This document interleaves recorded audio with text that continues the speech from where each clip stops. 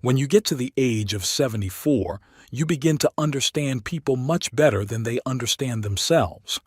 I, Alvin Polk, have experienced this truth firsthand. For 32 years, I worked as a real estate specialist in Portland, appraising houses, advising buyers, identifying hidden problems in seemingly perfect buildings. People lied to me all the time about the condition of the roof, the age of the plumbing, the neighbors. I learned to see lies through smiles and handshakes. I learned to anticipate pitfalls where others saw only a smooth surface. That professional suspicion carried over into my personal life.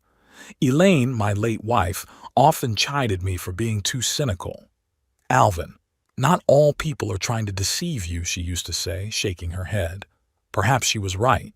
Perhaps it was my cynicism that ultimately drove me to the act I had committed 3 months ago. An act I don't regret, though sometimes I get insomnia when I hear Wesley and Iris laughing downstairs, unaware of what awaits them. It all started in February. Wesley, my only son, called me with the news that he and Iris had finally found their dream home, a 2-story, 4-bedroom house in a quiet neighborhood in Brunswick. "Just what we've been looking for, Dad." His voice was ringing with excitement. "Backyard for the kids, 2-car garage, new roof, but the price, we don't have enough for a down payment." I knew immediately what he was getting at. After Elaine and I sold our house, I had a decent amount of money in my account. Wesley knew that. He also knew that I'd been thinking about buying a small apartment. "How much do you need?" I asked, even though I already knew it wasn't a couple thousand. "120,000, Dad. That's about a third of the cost. With that kind of down payment, we'll get a good mortgage rate." I was quiet for a moment, looking out the window of my rental apartment at the gray February sky. 120,000, almost all of my savings. "I'll call you back, son," I said and hung up. The next day I drove to Brunswick to look at the house, without telling Wesley. Just wanted to see it for myself. The house was really nice. Brick front, big windows, neat lawn, typical family nest. I even talked to a realtor, posing as a potential buyer. The house was worth the money. That same evening, an idea came to me. Risky, possibly unethical, but it kept me on my toes. What if I bought the house myself? Outright, no mortgage. I had enough money. If I added to my savings the money from the sale of my old pickup truck and a little from my retirement fund. But the important thing was to get the house in my name. And lying to Wesley about the house being in his name, it was a crazy idea. I sat in the kitchen for a long time, going over the pros and cons in my mind. On the one hand, I'd be deceiving my own son. On the other, it would be a kind of insurance against the human ingratitude I'd witnessed all too often in my life. A week later, I called Wesley. "I'll help you with the house," I said. "In fact, I can pay for it in full. No mortgage." There was stunned silence on the other end of the wire, and then an explosion of emotion. Wesley couldn't believe it. Iris seemed to be crying in the background. They were happy, very happy, and grateful, at least in that moment. "But there is one condition," I added. "I'll move in with you too. Not permanently, but I need somewhere to live until I decide what to do next." "Sure, Dad. We'll have 4 bedrooms. One will be yours for good. Hell, the whole house will be yours if you want it." Wesley laughed, not realizing how prophetic his words were. Over the next 2 weeks, I pulled my scheme. I sold the pickup, withdrew the money, met with a realtor and a lawyer. The deed was in my name. I became the sole legal owner of number 42 Alder Street. Then I visited an old acquaintance of mine, Ray Simmons, who was in the printing business.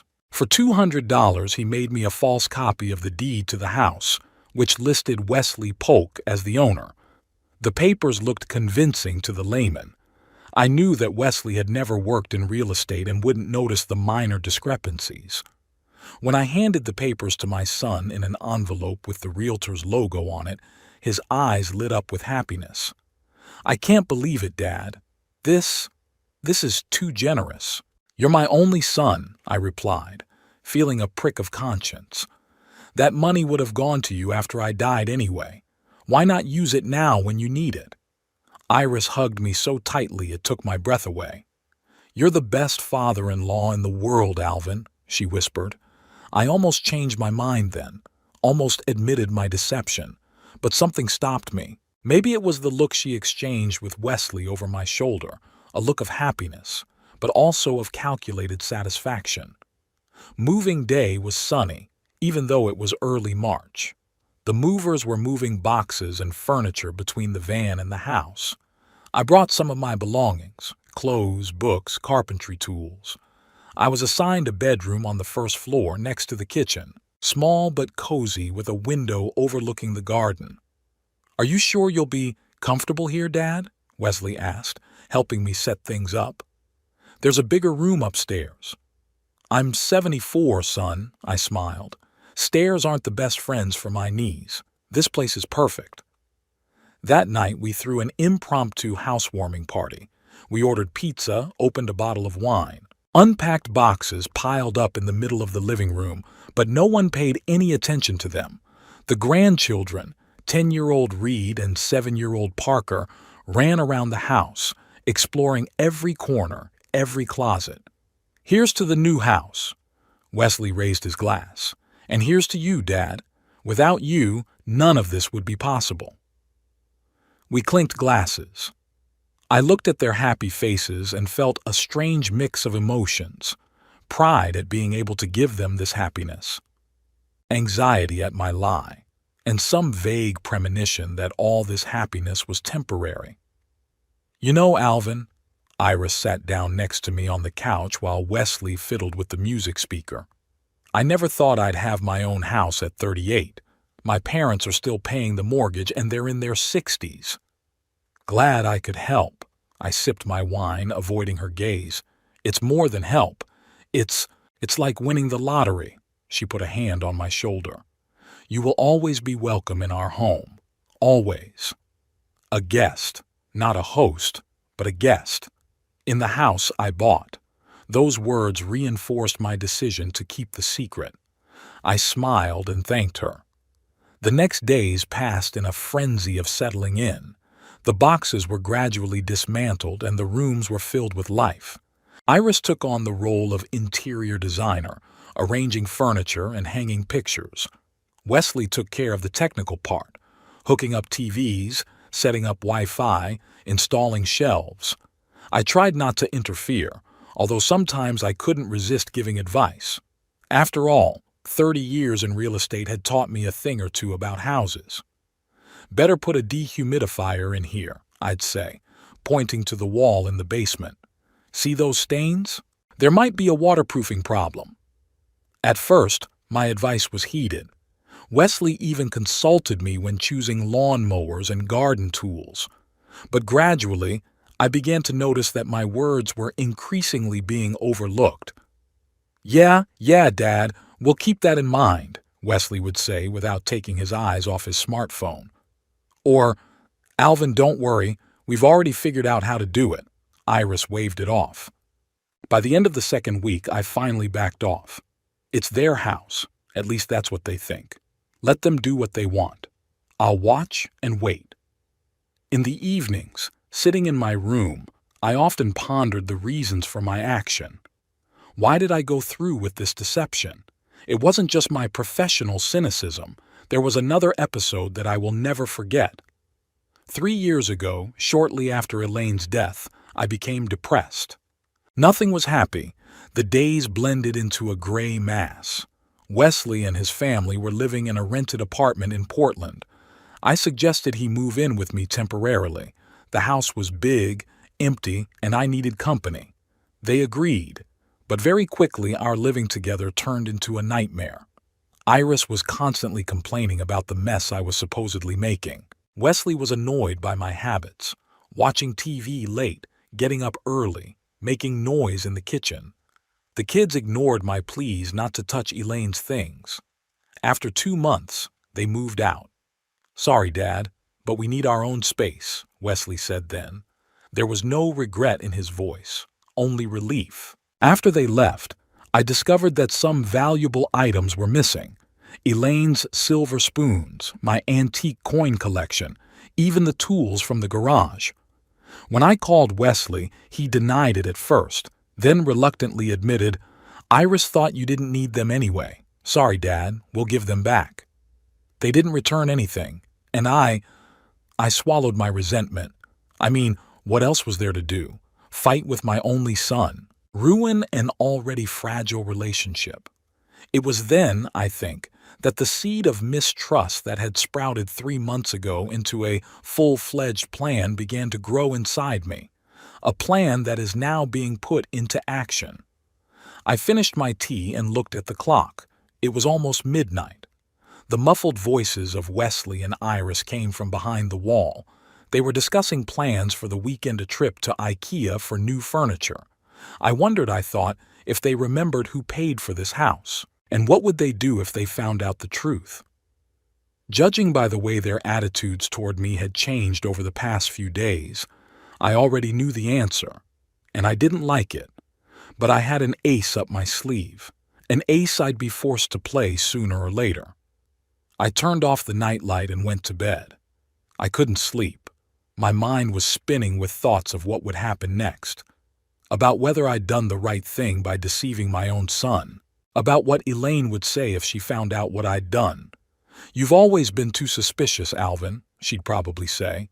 And then she would have added, "But more often than not, your suspicions were justified." I smiled into the darkness. "Yes, darling, I'm usually right. And this time I'm afraid there will be no exception." Already now, after only 3 weeks, I can see their attitudes changing. The smiles are strained. Conversations stop when I walk into the room. My cup is accidentally placed on the farthest shelf. My chair is moved to the corner, away from the TV. Little things for now. But I know where it's going, and when the moment comes, I'll be ready. It's amazing how quickly novelty becomes routine. 2 months flew by. May was warm, and the Alder Street house no longer looked uninhabited. The boxes had disappeared. Pictures had appeared on the walls, and the grass was green in the garden.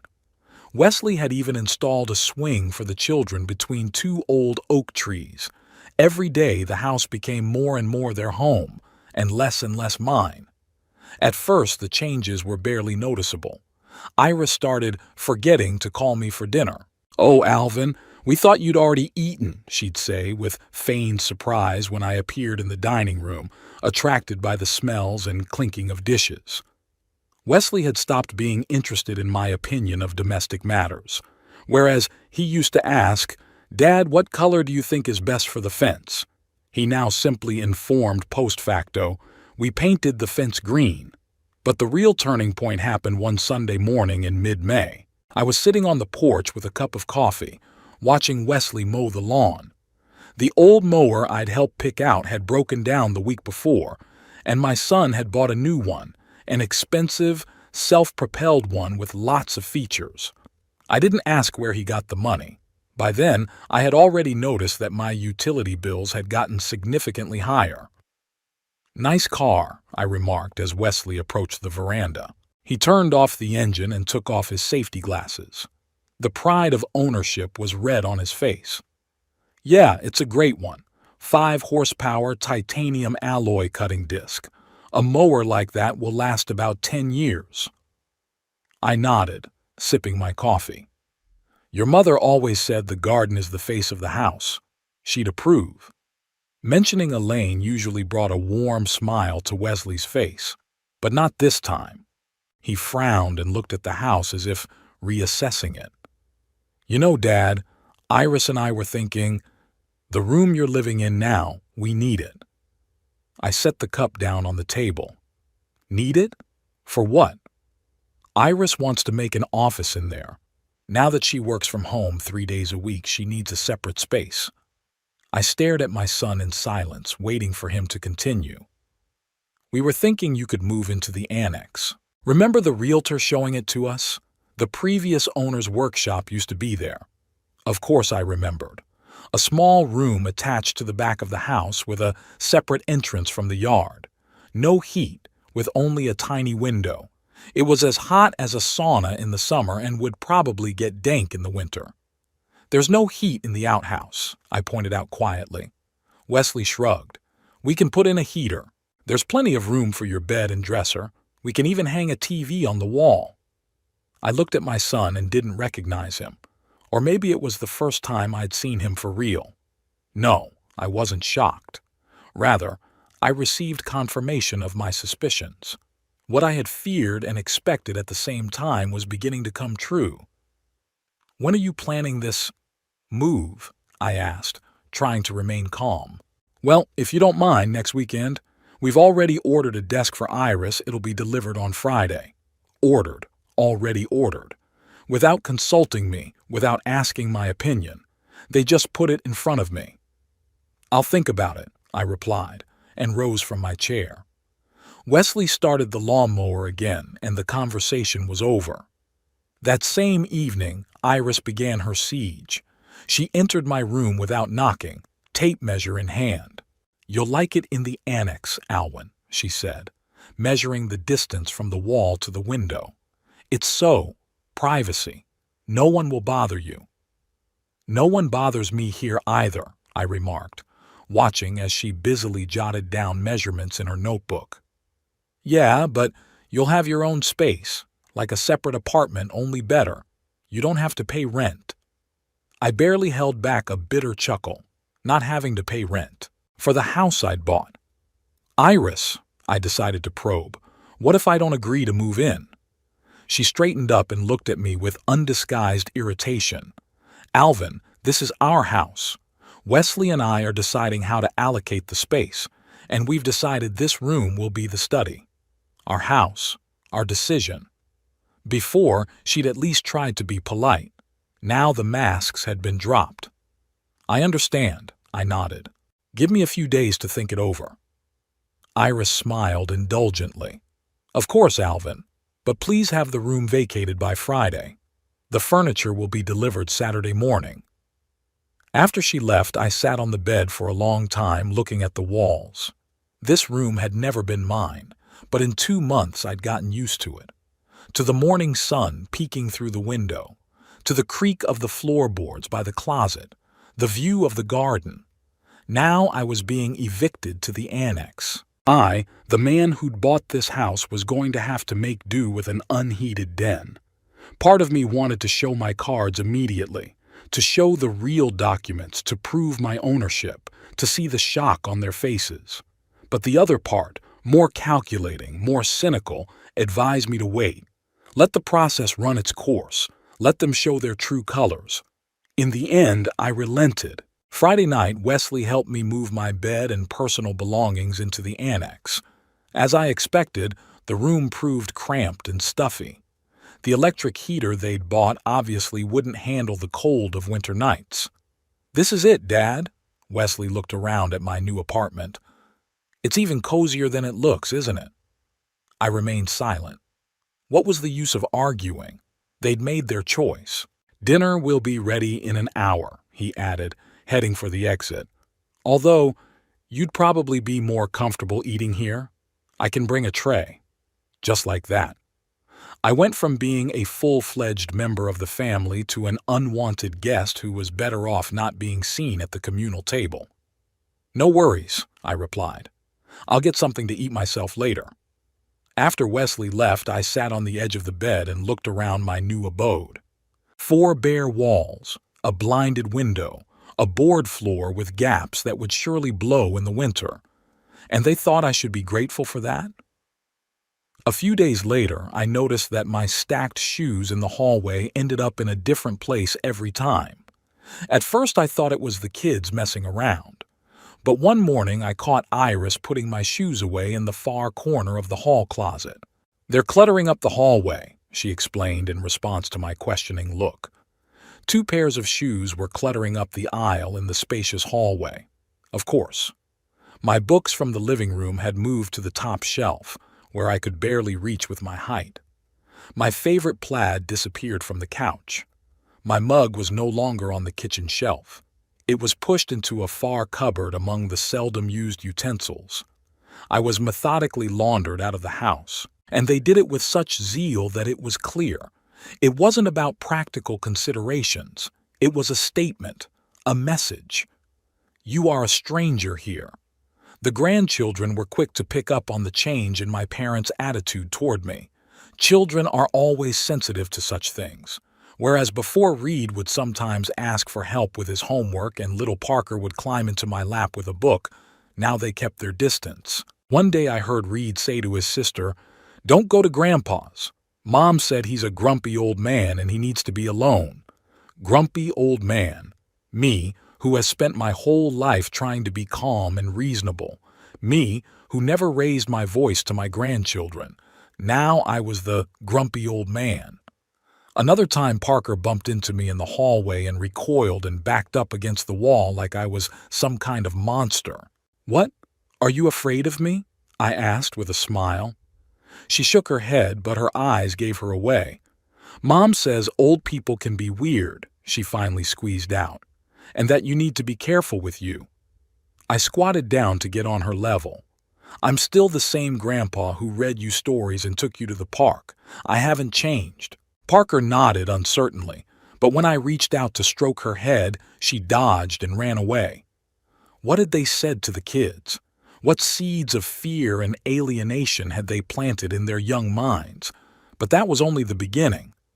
The real shock came when the utility bills came. Electricity, water, gas, internet. Everything was addressed to me, and the amounts were substantial. Iris worked from home and had the air conditioner on full blast all the time. Wesley filled the hot tub every night. The kids spent hours watching TV and playing video games. When I showed the bills to Wesley, he shrugged. "Yeah, well, you have the house registered to you, Dad. It makes sense that the bills come in your name." "It's not about the name," I objected. "It's about the amounts. They're twice what they should be." "What are you suggesting? Iris and I sit in the dark? Or maybe the kids should be forbidden to use the shower?" "I suggest we save money. Turn off the lights in empty rooms. Not keep the air conditioner on all day." Wesley sighed irritably. "Dad, this isn't the 90s. We live in the modern world, and if you can't afford to pay the bills—" "I can," I interrupted him. "I just think it's wasteful." "Well, that's great." He patted my shoulder like a child. "Then there's no problem." But there was a problem. And it wasn't about money. It was about attitude. The fact that they thought it was okay to spend my money while sidelining me. When the water heater broke in June, Wesley didn't even consult me. He just called a handyman and ordered a new one, the most expensive one, with touch controls and extra features. The bill, of course, came to me. "You could have chosen a simpler model," I remarked, looking at the receipt. "This one costs almost twice as much as the standard one." "We picked the best one," Wesley retorted. "This is our house, and we want the best." Our home. That phrase was being heard more and more often. Our home, our decision, our choice. And each time, our included me less and less. I paid the water heater bill, and the new curtains Iris picked out, and the garden furniture Wesley bought for the barbecue, and the math tutor for Reed, and the dance lessons for Parker. They spent my money and didn't even bother to say thank you. It just became a matter of course. Grandpa pays for everything, and in return, they lock him up in an unheated room and try to ignore him. At the end of June, there was an episode that was the last straw. I came back from the store and found that the lock on the door of the annex had been replaced. My key didn't fit. I knocked on the main door of the house. Iris opened with a deliberately surprised look on her face. "Alvin, why aren't you using your front door?"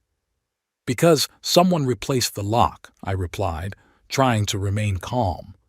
"Oh," she pressed a hand to her cheek. "Right. Wesley changed the locks today. Didn't he tell you? Here's your new key."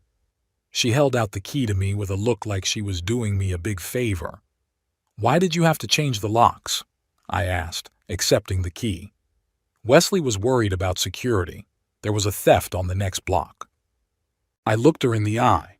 We both knew it was a lie. There was no theft. There was just another way to show me my place. I see, I said, and headed toward my outhouse. Alvin, Iris called out to me, don't forget we're having guests over on Sunday. It's going to be a bit noisy, so maybe you should go out that day. To a movie or the park? I turned around. Guests? Who? Friends from Wesley's work. We're having a barbecue. Nothing special, just, we want to show the house. Show the house. My house. And I'm asked to disappear for the duration, because what could be worse than a grumpy old man spoiling the fun? Sure, I nodded. I'll find something to do. On Sunday, I did leave the house. Walked around the park, sat in a cafe, leafed through a newspaper in the library. When I returned in the evening, the front lawn was strewn with bottles and plastic cups. The music was blaring so loud it could be heard a block away. I walked through the side gate to my outhouse. As I passed the patio, I heard Wesley's voice. Completely ours. My father deeded it all to me. Clean deal, no encumbrances. His interlocutor, a man in a Hawaiian shirt, whistled. You're lucky to have an old man. Mine wouldn't part with that kind of money for anything. Wesley hummed. Well, he didn't have much choice. Where could he go in his old age? And this way we're all in business. He got a roof over his head, and we got the dream house. I froze in place. So this is how he's presenting the situation to his friends? That it wasn't a generous gift, but a forced transaction? That I had no choice in the matter? In that moment, something switched in me. All doubt vanished. All hesitation vanished. I knew what I was going to do next. Back in my room, I pulled a folder of the actual deeds to the house from under my mattress, carefully laid them out on the table. Certificate of ownership, payment papers, insurance policy, all in my name, Alvin J. Polk. It was time for the truth, time to show them who really owned this house. Tuesday morning began as usual, with a cup of coffee in my outhouse. In recent weeks, I've pretty much stopped using the main house, cooked on a small electric stove I bought myself, eating lunch at a tiny table by the window, watching an old TV I'd dragged in from the thrift store, building a separate life in the shadow of the house I'd bought myself. That morning, I sensed something was coming. The night before, I'd heard Wesley and Iris arguing in heated tones. My name had come up several times. A couple times, Iris didn't even try to keep her voice down, and scraps of phrases came through to me. Too long. Way out. Just tell him. I was ready for a confrontation. I was even looking forward to it. The end of July had been hot, and the temperature in my annex had at times risen to 30 degrees. The thought of what it would be like in the winter, when the walls began to freeze, made me cringe. But it wasn't just the inconvenience. It was about principle. It was about justice. The fact that I wasn't going to let them keep wiping their feet on me. Around 10 o'clock in the morning, there was a knock on the door of the outhouse. I opened it and saw Wesley. He was wearing a fresh shirt and his hair was neatly combed the way he usually looked before important meetings. Hey, Dad. He shifted awkwardly from foot to foot. Can I come in? We need to talk. I stepped aside, letting him pass. In the tiny space of the outhouse, Wesley seemed inappropriately large, like an adult in a playhouse. Have a seat, I pointed to the only chair. I sat down on the edge of the bed myself. Wesley instead started pacing the room 2 steps in, 2 steps out. Space didn't allow for much more. Dad, Iris and I have been doing a lot of thinking, he began, then stammered, choosing his words. You see, the situation is getting uncomfortable. I waited to see what he would say next. Let him speak fully. The kids are growing up. Reed's about to turn 11, and he needs more privacy. And Iris wants to turn the guest room into a playroom. I almost laughed. A guest room? Wasn't the one that used to be mine before I was evicted here? And we thought. Wesley finally stopped and looked me in the eye, that maybe you'd be better off finding another place to live. There it was, a direct, open offer to move out, get out, disappear. Another place to live? I repeated, remaining calm. Like what? Well, there are good nursing homes. The one on Maple Street recently renovated all the facilities. They have studio apartments with 24-hour medical care. Nursing home. At 74, when I'm still independent, active, and sane, they want to put me in a nursing home. Who's going to pay for this nursing home? I asked, even though I already knew the answer. Wesley shrugged like it was an irrelevant question. You have a pension, plus savings. Well, you know you can always count on our help, their help. After taking my money, my house, and my dignity, they offer their help. Interesting offer, I said. When do you expect me to move out? Wesley visibly relaxed, apparently deciding that the hardest part of the conversation was over. Well, we understand that you need time to pack and do the paperwork. Say, a week? By next Tuesday? A week. 7 days to pack up your entire life and disappear, to make room for the playroom. I'll think about it, I replied. It's a big decision. Wesley frowned. Dad, there's not much to think about. Iris already signed you up for an interview at that nursing home, Thursday, 3 o'clock in the afternoon. She already did, without even asking me, without even asking my opinion. Well, since Iris has already made up her mind, I couldn't contain my sarcasm. Don't start, Dad, Wesley held up a hand. She wants what's best. We both do. What's best for who? For everyone. For the kids. For you. For us. This situation, it's not normal. You live in an annex like a hermit. You barely talk to your family. It's embarrassing for the kids. The kids are embarrassed? I interrupted. Or Iris is embarrassed explaining to her friends why her father-in-law lives in the barn behind the house. Wesley's face turned red. It's not a barn. And yes, Iris has the right to invite friends into our house without worrying about what? About the old man still living. Don't get ahead of yourself, Dad. This isn't about your age. It's about this situation not working. You can see that. I saw it. I saw it all too well. Seen ingratitude and selfishness and calculation. Saw the son I'd raised kicking me out of my own home. Wesley, I tried to speak calmly, this house is my gift to you. I gave away almost all of my savings so you could live mortgage-free. And in gratitude, you're offering to let me clean out a nursing home? You said yourself it was a temporary solution, that you'd live with us until you decided what to do next. It's been almost 4 months now. 4 months, I repeated. Is that too long for you to tolerate your father's presence? Wesley sighed with the look of a man who has to explain the obvious to a child. It's not that. It's just that we have our own lives, our own plans. You didn't think you were going to live with us forever, did you? Actually, I hadn't thought anything like that. I had planned to reveal the truth much sooner. But their greed, their blatant disregard for the man who'd given them a roof over their heads, it was all even worse than I'd realized. And I wanted to see how far they would go. Now I knew the answer. They would go all the way to getting rid of the unwanted old man. Okay, I rose from the bed. I've got it all figured out. Tell Iris we'll continue this conversation over dinner. The whole family. Wesley clearly hadn't expected that reaction. Over dinner? But if you're going to kick me out of the house, have the courage to do it face to face, all of us together, at the same table. The son turned visibly pale but nodded. Okay, 7 o'clock.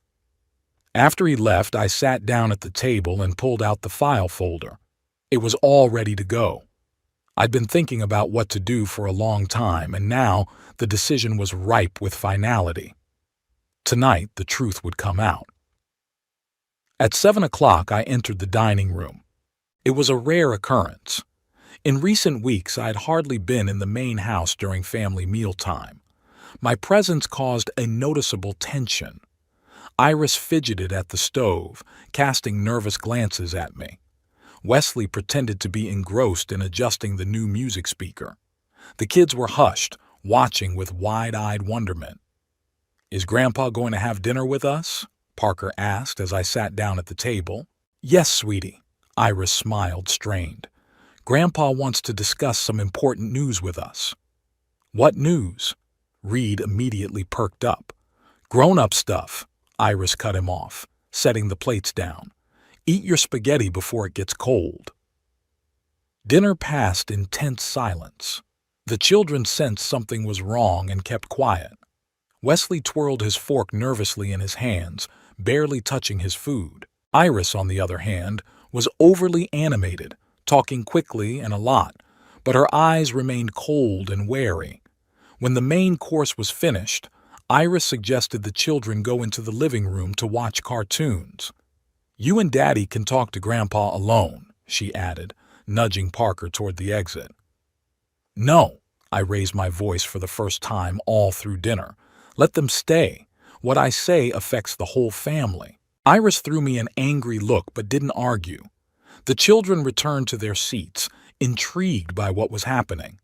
"So," I looked around at everyone present, "Wesley informed me this morning that you want me to move out, that this situation is, as you put it, son?" "Abnormal?" Wesley wrinkled his nose but nodded. "Dad, we've already talked about this. There's no point in repeating ourselves in front of the kids." "On the contrary, there's a lot of sense," I objected. "The children need to know how the elders are treated in this family, what values you instill in them." "Alvin," Iris pitched forward, "we just think you'd be better off in a specialized facility, with medical care, with the company of people your age." "Out of sight, out of mind," I interrupted. "That's not fair," Iris exclaimed. "We are thinking of your good." "No, Iris. You're thinking of getting rid of me as soon as possible so you can make a playroom, to invite friends over without the embarrassment of a hermit in the backyard, to not have to share a house with a grumpy old man." "Grandpa, Mom didn't say that," Reed interjected, but I could see in his eyes that he was lying. He had heard those words, probably even repeated them himself. "It's okay, Reed," I smiled at my grandson. "Adults sometimes say unpleasant things, but it's important to remember that words have consequences."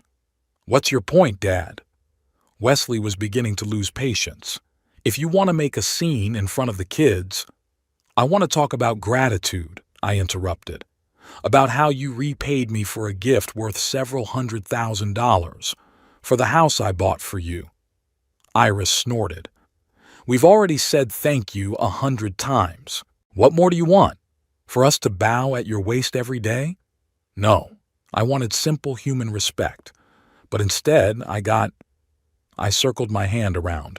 This, eviction to the barn, neglect, and now, the offer to get out." "Dad, we appreciate it. We really do." Wesley tried to soften his tone. "But you have to realize that this is our home, and we have the right to decide who lives in it." "Your home?" I raised an eyebrow. "Yes, ours. You signed it over to me." The moment of truth had arrived.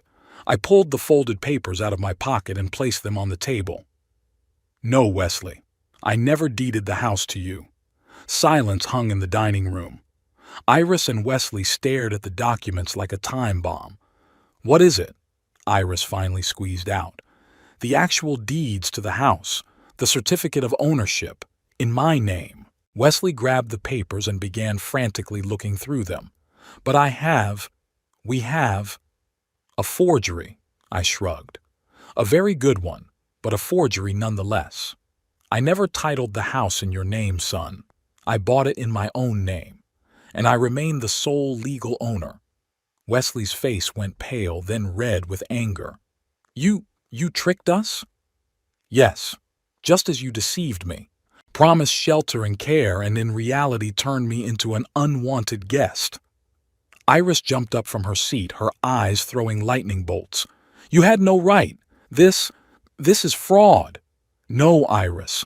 Fraud would be if I posed as someone else or took your money fraudulently. All I did was lie about who the house was registered to. The documents I showed you are not legally binding. They're just papers with stamps on them. You can't do that. Wesley still couldn't believe what was happening. You promised. You said this was our home. And you promised I'd always be welcome. One bedroom is yours for good. Remember those words, Wesley. We've both broken promises. The only difference is that I foresaw your betrayal and you didn't. Reed and Parker shifted frightened glances from their parents to me and back again, not realizing the full extent of what was happening, but sensing that something important was crumbling. Grandpa, Reed began uncertainly, does that mean you own the house, not Dad's? Yes, Reed, I smiled softly at my grandson. The house has always been mine, and it will always be mine. Iris collapsed back into her chair as if all the bones had been pulled out of her. What now? You're going to kick us out. You could hear the fear in her voice, real, animal fear of homelessness, the very fear they planned to make me experience. I haven't decided yet, I answered honestly. First, I wanted to hear what you had to say for yourself. Justification? Wesley jumped up. You tricked us, and we have to justify ourselves? Yes, son, because my deception was insurance against your ingratitude, and as time has shown, a very necessary insurance. We weren't ungrateful, Iris went on the defensive. We let you live with us. In a barn, I added. It's not a barn, and we've never denied you food or, no? What about the other night when you told Wesley to bring me a tray so I wouldn't show my face at the communal table?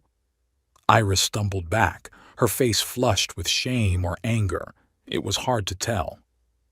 You treated me like a burden, I continued, like an inconvenient piece of furniture that you can't throw away, but can push farther away. You turned my children against me. You've spent my money without even considering consulting me. And finally, you decided to get rid of me by sending me to a nursing home. It wasn't a nursing home. It was... Iris started, but I held up my hand, stopping her. It doesn't matter what you call it. What matters is that you decided to kick me out of my own home, the house I bought. A heavy silence hung in the dining room. Parker began to sob quietly, not realizing what was happening but feeling the tension. Wesley finally broke the silence. What are you going to do? His voice sounded muffled, defeated.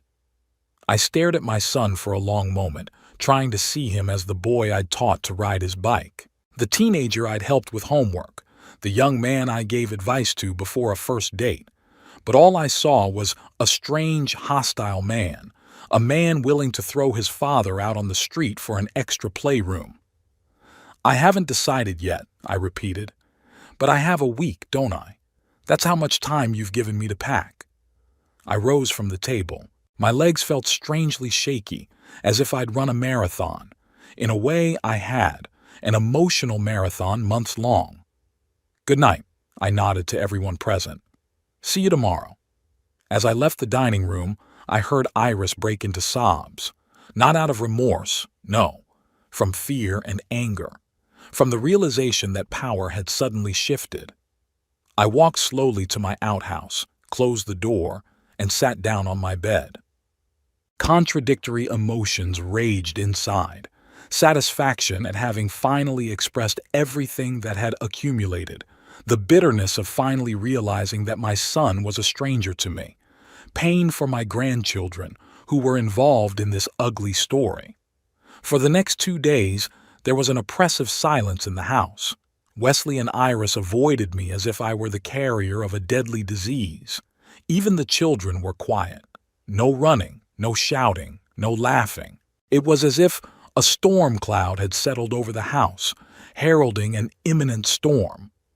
I took advantage of this temporary lull to act.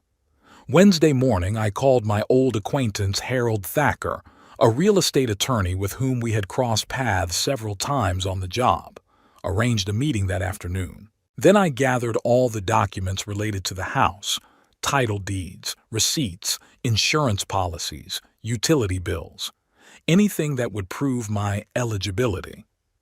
Harold received me in his office, a small but cozy space in an old building on Main Street. Although he was in his 60s, Harold looked energetic and trim. His graying whiskers only added to his solidity. "Alvin Polk," he shook my hand firmly. "It's been a long time. You look pretty good for a man trying to get thrown out of his own house." I grinned. Always appreciated Harold's candor. "You do realize this isn't exactly ethical," he continued, looking over the papers I handed him. "To knowingly deceive the son into believing the house belongs to him. And evicting your father to an annex with no heating and then to a nursing home is ethical?" I parried. Harold raised his hands in a conciliatory gesture. "I'm not judging, Alvin, just stating a fact. Legally, you're in the clear. The house is yours. You can do whatever you want with it, including evicting the tenants. I want to do everything by the book," I said. "No loopholes, no opportunity to challenge." "Then we need a formal eviction notice." Harold pulled a form from his desk drawer. "Normally, you're given 30 days to vacate the premises, but since we're talking about family members living without a formal lease, it could be shorter." "No," I shook my head. "Make it 30 days. I don't want kids ending up on the streets because of parental mistakes." Harold nodded and began filling out the form. Names of the occupants: Wesley James Polk and Iris May Polk. Address of the property: 42 Alder Street, Brunswick. Reason for eviction? I wondered. How to fit months of neglect, disrespect, and selfishness into one line. Right. Breach of oral agreements and breach of trust of the owner, I finally said. Harold grinned. Sounds official enough. He filled in the remaining fields, then printed out the document in triplicate and authorized it with his signature and seal. "Here," he held out the papers to me. "Keep one copy, hand the other two to them, preferably in front of witnesses so they don't say they didn't get it." "Witnesses won't be a problem," I grinned bitterly. "We have the whole neighborhood up to date on family scandals." On the way back, I pondered what would happen next. Wesley would probably try to challenge my claim to the house, maybe even report me to the police for fraud. But the paperwork's clean. The house belongs to me, period. When I got home, I found the parking lot empty, no Wesley's car or Iris's minivan, probably gone on business or taking the kids to some kind of class. That gave me time to get ready. I went into my annex, put 2 copies of the eviction notice on the table, and sat down in the only chair I had. Now all that was left to do was wait. They came back around 6 in the evening. I heard cars pull up, doors slamming, voices ringing out. Judging by their tone, they were in a fighting mood. I decided to take my time.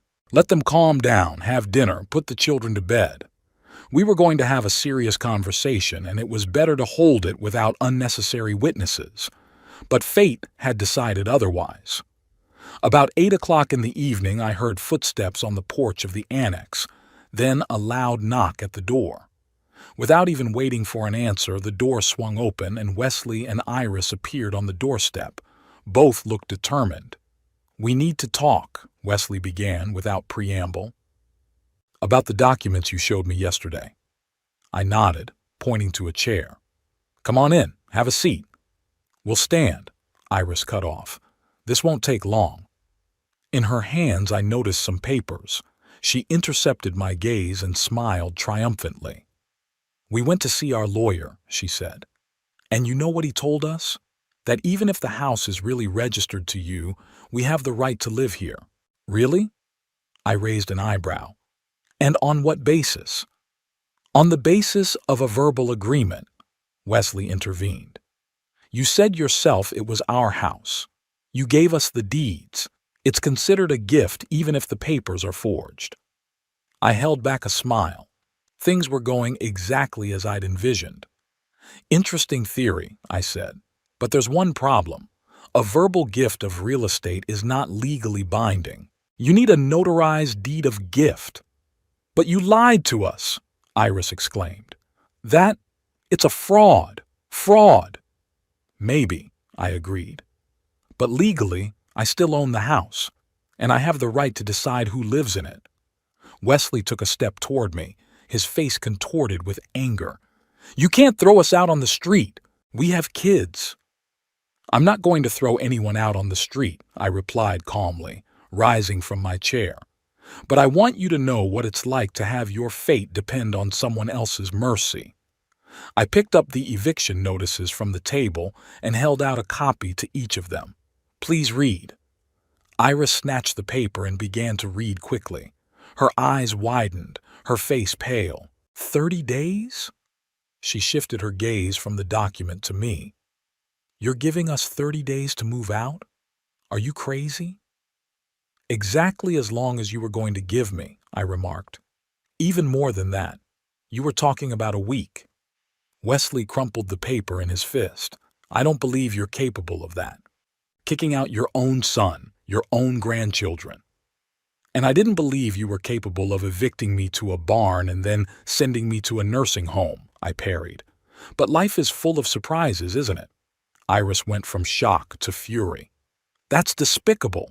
You set this up on purpose, trapped us in a trap. No, Iris. I just anticipated your reaction.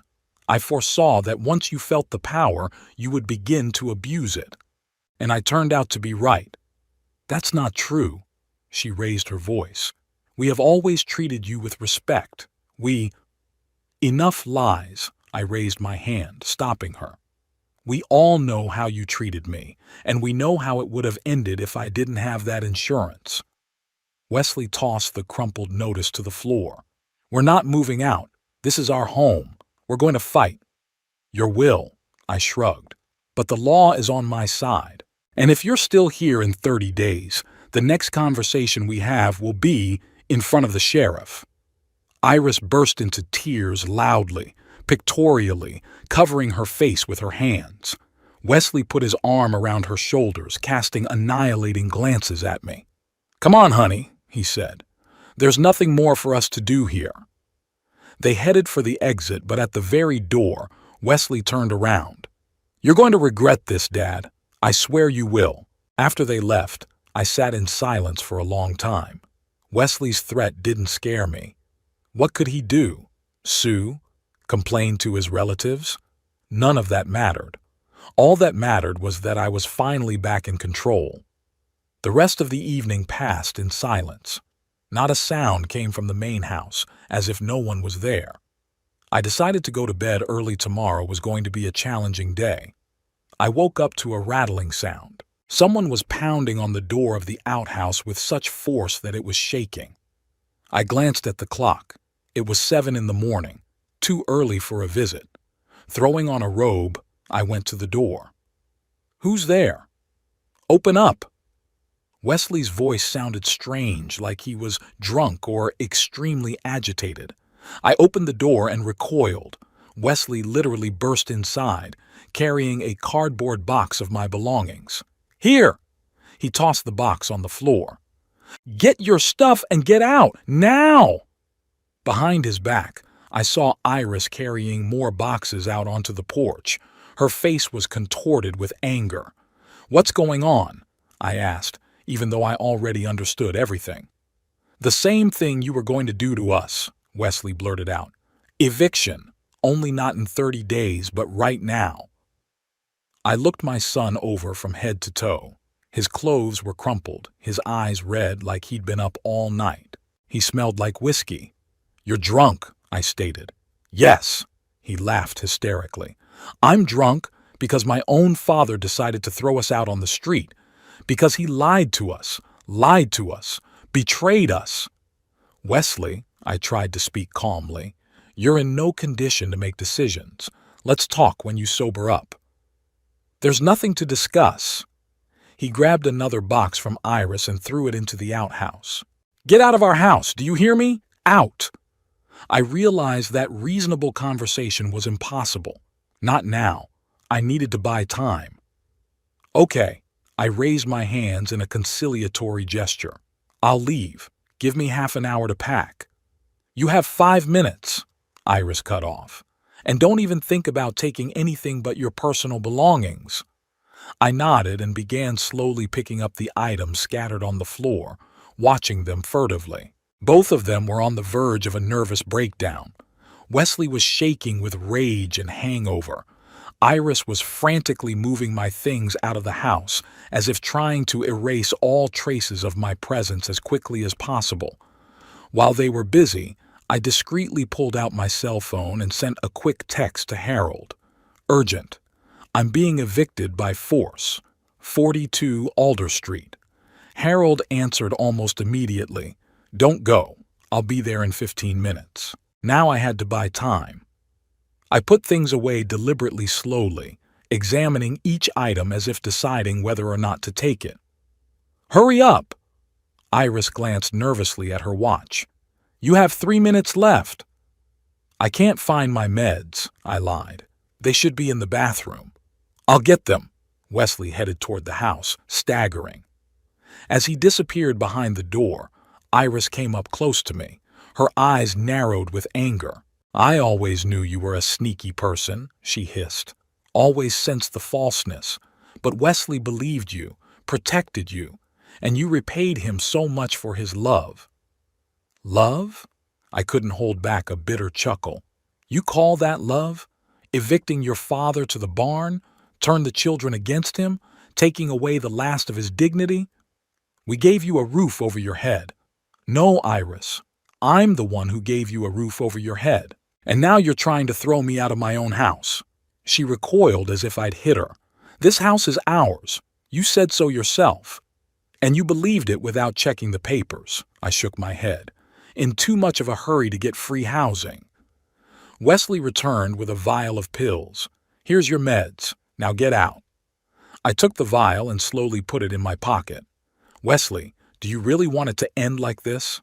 Putting your father out on the street?"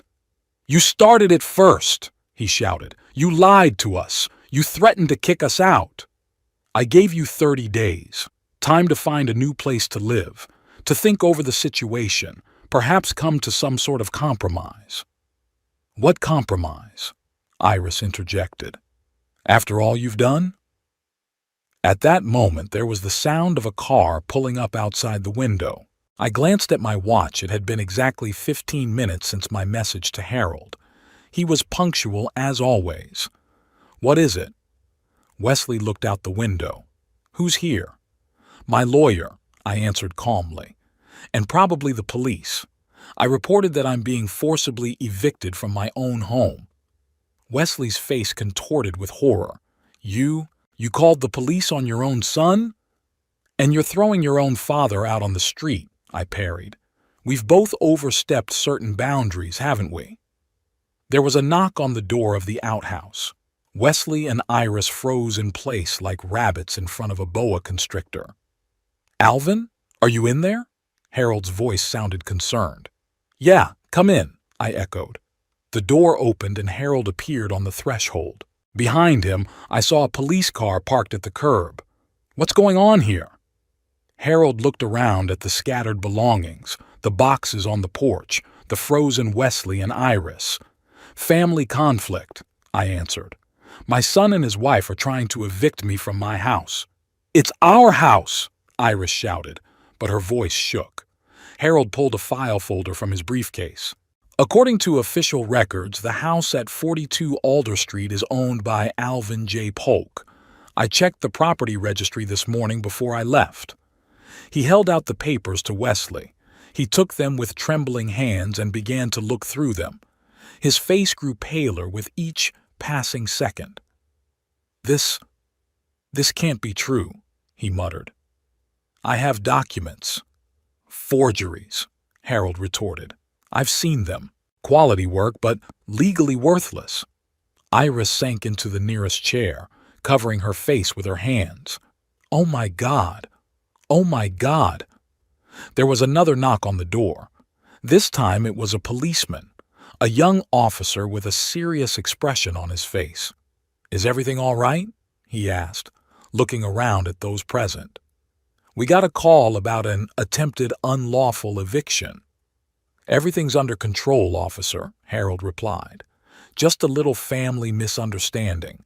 My client, Mr. Polk, is the legal owner of this house. His son and daughter-in-law, under the influence of emotion, tried to evict him, but I think they have now realized their mistake. The policeman shifted his gaze to Wesley and Iris. Is that so? Wesley nodded slowly without raising his eyes. Iris continued to cry silently. Good. The officer visibly relaxed.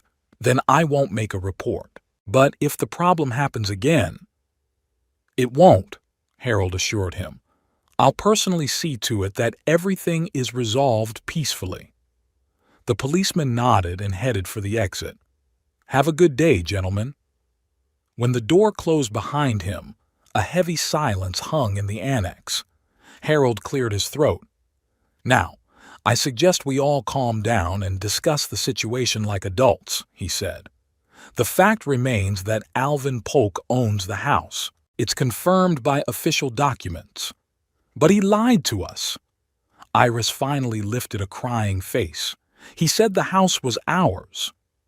Unfortunately, a verbal statement has no legal effect in the transfer of real estate. Harold spread his hands. As I explained to your husband, it requires a notarized deed of gift. Now what? Wesley asked deftly. Are we going to be evicted? Harold looked at me, waiting for an answer. I sighed. Let's sit down and calmly discuss this, I suggested, without yelling or threats. We moved into the house, into the living room. The kids were still asleep and we spoke in low voices so as not to wake them. Harold sat down next to me with Wesley and Iris across from him. Both looked defeated. The eviction notice remains in effect, I began. You have 30 days to find a new place to live. Iris sobbed but remained silent. However, I continued, I'm not going to throw you out on the street. If you need more time to find suitable housing, we can discuss it. What's this game for? Wesley asked tiredly. Why was it to lie to us? Make us believe the house was ours? Because I wanted to see what you would do, I answered honestly. And you showed me. As soon as you thought you had the power, you started abusing it, evicted me to an annex, started ignoring me, turned my children against me, and finally, you decided to get rid of me altogether. We didn't mean to hurt you, Iris muttered. We just thought it was best for everyone. Best for whom, Iris? For you, yes, but not for me. She lowered her eyes, unable to find an answer. What are you suggesting? Wesley asked. Should we look for a new place to live? Yes, I answered firmly. This house is mine and I intend to live in it, but I'll give you time more than 30 days if necessary, and I'll help with the down payment on a new apartment or house. After all we've done. Wesley raised a surprised look at me. You're my son, I said simply. No matter what.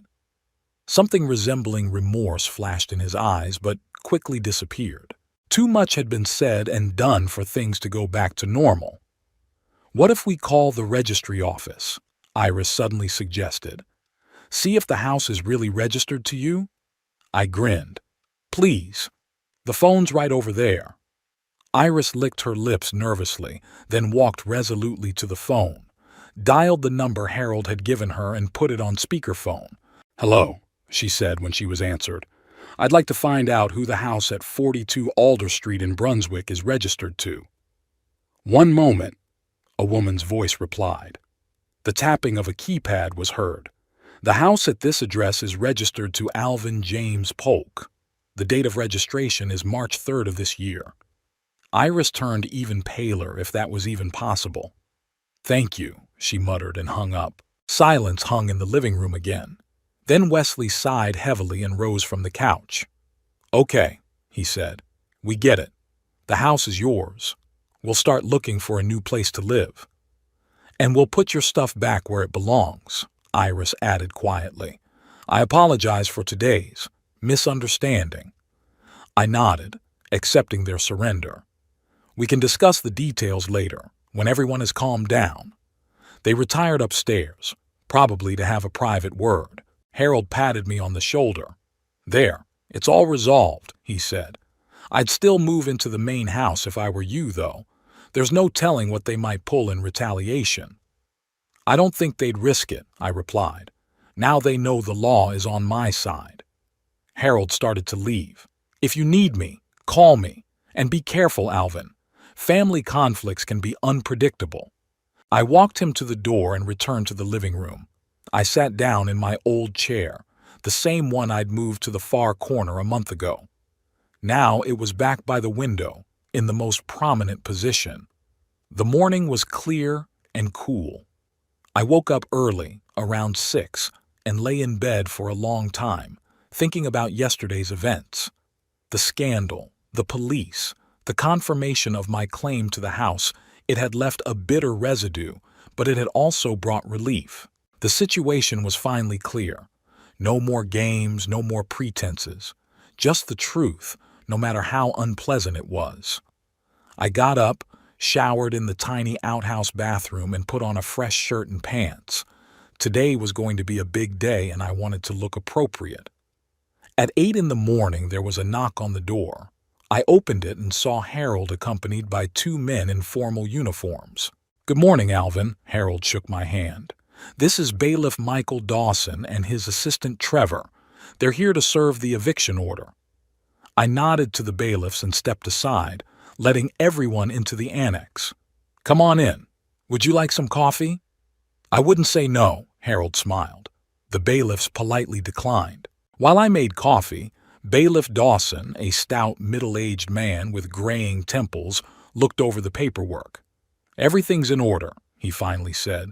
"The eviction notice was served yesterday, so now we can proceed with the official procedure. The tenants have the right to stay in the house for another 29 days, unless you agree to a different time frame." "I understand," I nodded, holding out a cup of coffee to Harold. "But yesterday there was an attempt to forcibly evict me from my own home. I fear a repeat." "That's why we're here," Harold interjected. "To formally confirm your rights to the house and to warn you of the consequences of any illegal actions." Dawson rose. "Let's get started. Are the tenants at home now?" "They should be," I replied. "They weren't going anywhere yesterday." We walked out of the annex and headed for the main entrance. I rang the doorbell. It felt strange, ringing the doorbell of my own house. The door was opened by Wesley. He was dressed in homemade clothes, his hair disheveled, his eyes puffy. Apparently he hadn't slept well. "Dad?" He shifted his gaze from me to the bailiffs. "What's going on?"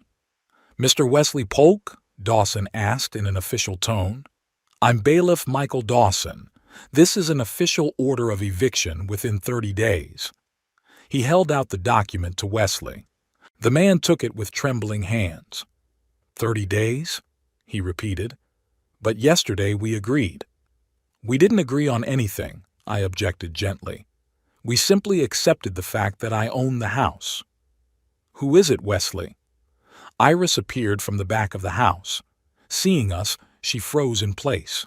What's going on?" "An official eviction order, ma'am." Dawson bowed slightly. "You must vacate the premises within 30 days, counting from yesterday." Iris went pale.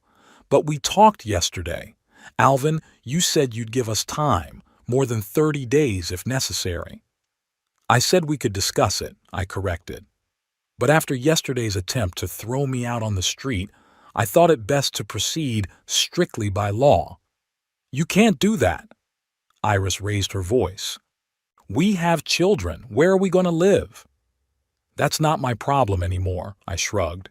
"You were going to evict me in a week, not really caring where I was going to live."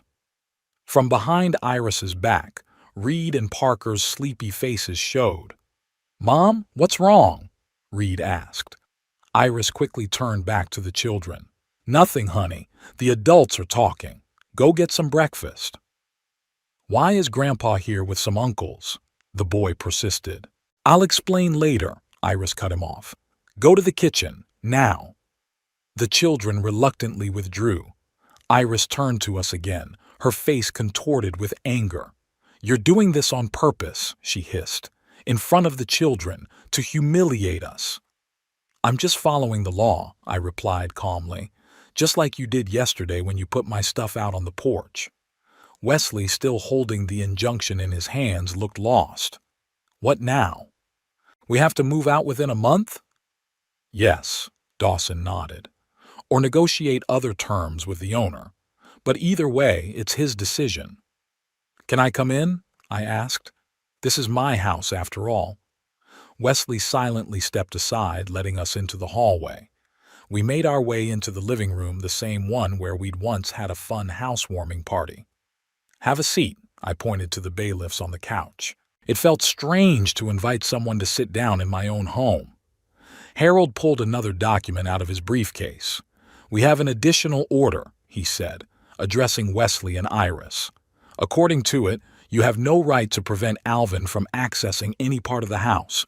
He's the owner and can be here wherever he wants. You mean he'll just move back in while we pack up? Iris didn't hide her indignation. Will he watch us panic, looking for a new place to live? Absolutely, I nodded. I intend to move into the main house tonight, to my old room.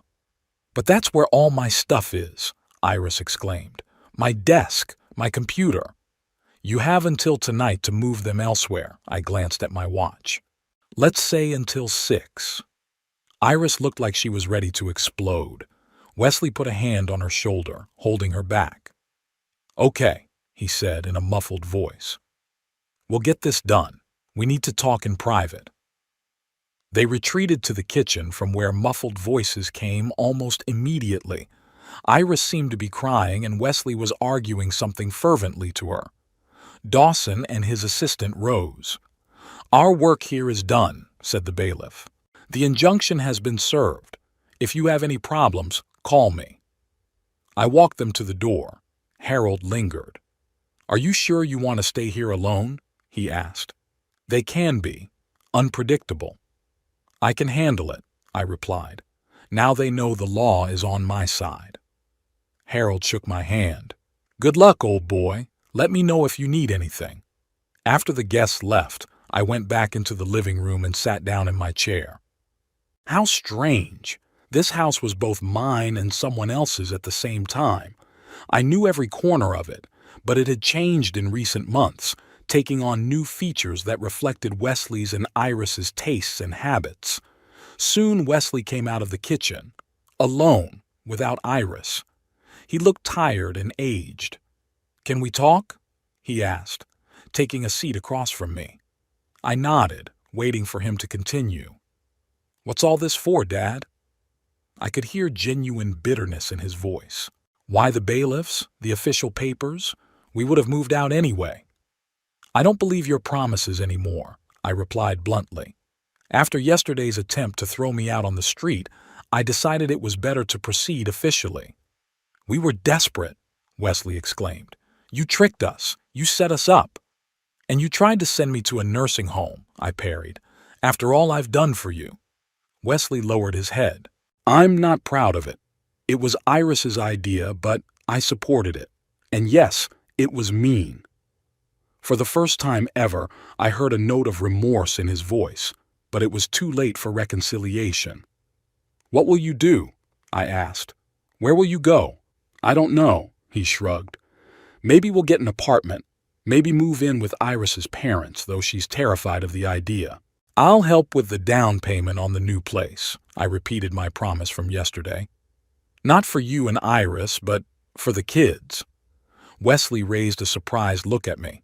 Really? After everything that's happened? Reed and Parker aren't to blame for their parents' sins, I shrugged. And yes, I keep my word, unlike some people. Wesley sighed.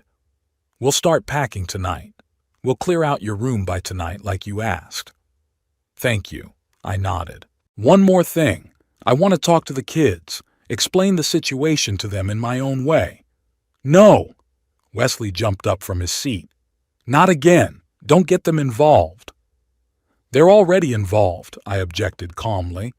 And I don't want them to think I'm the monster who kicked their parents out of the house. I'm going to tell them the truth, the version that's accessible to their age.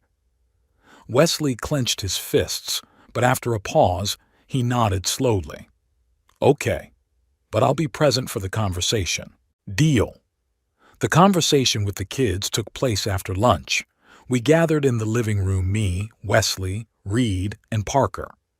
Iris declined to participate, saying she needed to pack.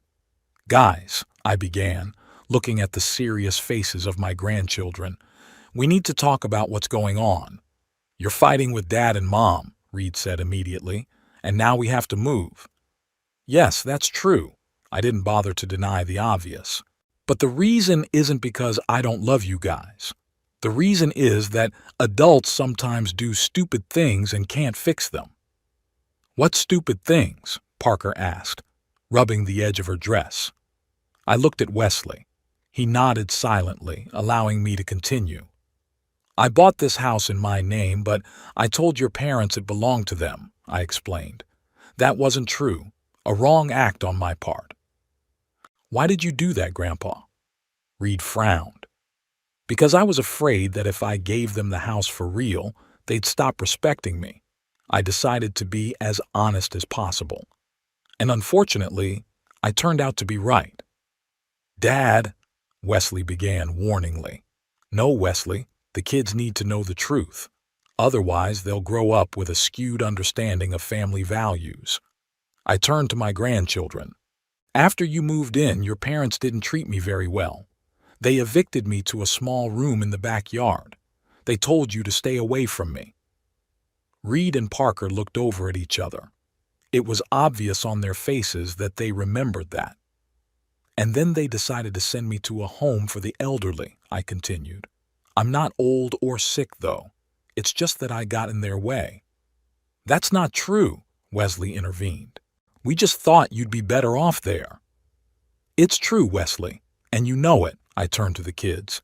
When I told them that the house was actually mine, your parents got really angry, and now it's hard for all of us to live together under the same roof. We won't see you again, Grandpa? Parker asked quietly. The question made me ache. Of course you will. I'll always be your grandfather. It's just that your parents and I won't be able to live together. Is that like a divorce? Reed asked. One of his classmates had recently divorced parents, and the boy was familiar with the concept. Something like that, I nodded. Only between Grandpa and parents, not Mom and Dad. Parker suddenly slid off the couch and walked over to me, put her arms around my neck and whispered, I miss you, Grandpa. You haven't read me a story in a long time. I hugged her back, feeling a lump come up to my throat. I miss you too, baby girl. Wesley coughed. Okay, kids, now you know what's going on. We're going to move to a new house and Grandpa will stay here, but we'll visit him, right, Dad? I looked at my son. His eyes read a mixture of remorse, bitterness, and hope. Of course, I nodded, though I wasn't sure that would happen. Too much had been said and done. Some bridges don't get rebuilt. Before evening, Wesley and Iris had moved their things out of my former room. I helped move my bed and dresser from the outhouse there. It was a strange feeling to return to a room that had always been mine, but had become someone else's for a while. By nightfall, the house was tensely quiet. Wesley and Iris locked themselves in their bedroom. The children were quiet, apparently sensing the general atmosphere. I sat in the living room looking through old picture albums, trying to figure out at what point everything had gone wrong. The following weeks passed in a strange coexistence. Wesley and Iris were actively looking for a new place to live. I stayed away, settling into my room and gradually returning the house to its former appearance. The kids, to my surprise, reached out to me. Maybe because I was finally available, maybe because of the guilt they felt over past alienation. Reed started asking for help with homework, Parker for help with drawings. I didn't refuse, even though I could see how irritating it was to Iris. A week before the prescription expired, Wesley reported that they'd found a suitable house for rent in another neighborhood in Brunswick. I had, as promised, helped with the down payment, not out of love for my son or his wife, but for the grandchildren. Moving day was overcast but dry. The movers scurried between the house and the van, carrying boxes and furniture, a mirror image of our housewarming 4 months earlier. When the last box was loaded, it was time to say goodbye. The kids cried as they hugged me. I promised that we would see each other, that they could come visit. Wesley shook my hand, formally without warmth. "Goodbye, Dad. I hope you're happy." "Not satisfied," I answered honestly, "but it's best for everyone." Iris didn't even say goodbye. She just got in the car and slammed the door shut. They drove off, leaving me alone in the empty house that was once again all mine. I walked around all the rooms, getting used to the silence. The nursery, where Reed and Parker had laughed not so long ago. Wesley and Iris's bedroom, now empty. The kitchen where we used to gather for dinner. It was a bitter victory. I won the house, but I lost my family. Although, to be honest, I'd lost it much earlier the moment Wesley and Iris decided I'd become a liability to them. 3 months passed. October painted the trees in bright colors. The house on Alder Street changed to reflect only my tastes and habits. I turned the nursery into a workshop for carpentry, a hobby I'd enjoyed since my youth but had abandoned after Elaine's death. I bought a workbench and tools and stocked up on different types of wood. Working with my hands has always helped me to cope with my emotions, to find inner peace. Suddenly, my hobby turned into something more. A neighbor, seeing an antique rocking chair I had restored, set me up with the owner of a small antique store in downtown Brunswick. Harvey Benson, a burly man with an oaky beard, appreciated my work and offered to collaborate. "I have a lot of old furniture that needs restoration," he said as he examined the chair. "If you take on such orders, I could slip you work on a regular basis." Thus began my new career as an antique furniture restorer. Nothing serious, more of a hobby, bringing in a little extra income. But it gave me a purpose, an occupation, a way to feel useful. Wesley brought the kids twice, in September and early October. The visits were awkward, strained. Iris didn't come at all. According to Reed, she was still angry at me for betraying her. But life moved on. I got to know neighbors I'd hardly seen before. Wesley and Iris didn't exactly encourage my social contacts. I went to neighborhood meetings, joined the local jazz club. Particularly significant was meeting Shelley Horn, a widow who lived 3 houses down from me. A 68-year-old woman with short gray hair and lively brown eyes, she too had experienced betrayal from loved ones. Her daughter and son-in-law had tried to foreclose on her house after her husband's death. "They thought I was too old to live alone," Shelley told me, sitting on my veranda with a cup of tea. "That at my age it was time for a nursing home. Can you imagine?" I only nodded, knowing all too well what she was talking about. "I had to go to extreme measures," Shelley continued. "I changed the will. Now the entire house and savings will go to charity. People have to learn from their mistakes, right?" Our friendship grew stronger every week. Nothing romantic. We both still had the memory of our spouses. Just 2 people who could understand each other half-heartedly.